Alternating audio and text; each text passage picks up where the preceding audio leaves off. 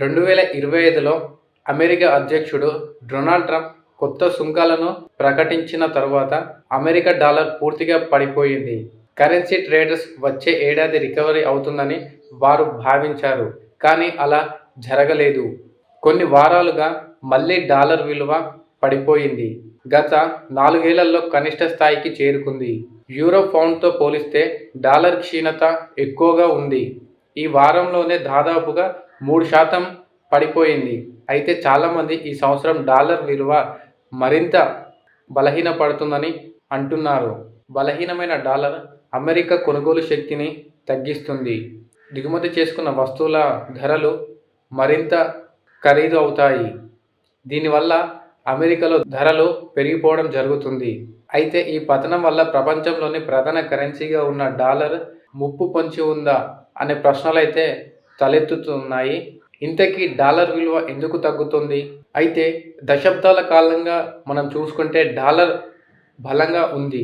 2020, 2022 మధ్య దీని విలువ చాలా పెరిగింది. అమెరికా సంయుక్త రాష్ట్రాలలో అధిక వృద్ధి, అధిక వడ్డీ రేట్లు అప్పుడు డాలర్కు సహాయపడ్డాయి. అయితే గత సంవత్సరం నుంచి డాలర్ ఇండెక్స్ దాదాపు 10% తగ్గిపోయింది. 2017 తర్వాత అదే భారీ పతనం ట్రంప్ సుంకాల ప్రకటన ద్వారా మరింత ఎక్కువైపోయింది.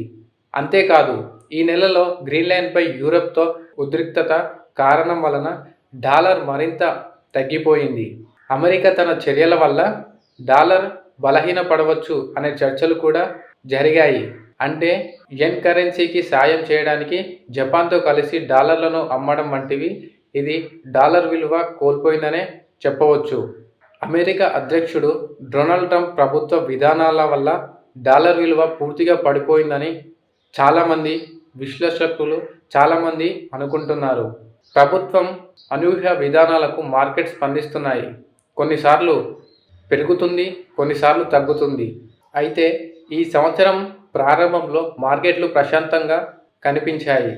కానీ గ్రీన్లాండ్పై వాణిజ్య ఉద్రిక్తతలు వేగంగా పెరగడంతో ఆ పరిస్థితి మారిపోయింది. ఈ నెలలో డాలర్ తగ్గడమే కాకుండా భవిష్యత్తులో డాలర్ హెచ్చుతగ్గులపై సందేహాలు కూడా పెరగడం జరిగింది.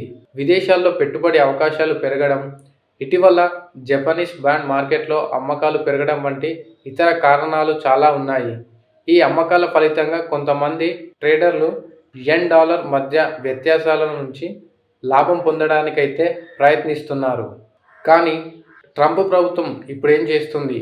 దీనిపై ఇంకా అనిశ్చిత ఉందని విశ్లేషకులైతే అంటున్నారు.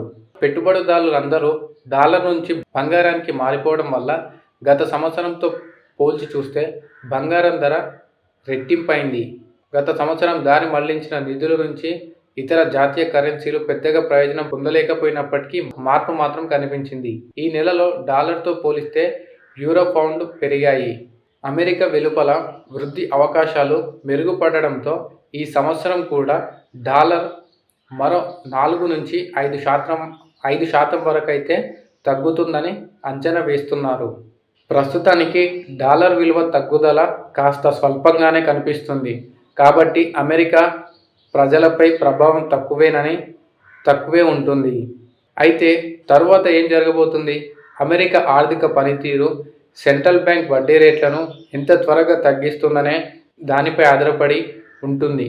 అయితే వడ్డీ రేట్లను త్వరగా తగ్గించాలని అమెరికా అధ్యక్షుడు డొనాల్డ్ ట్రంప్ ఒత్తిడి చేస్తున్నారు.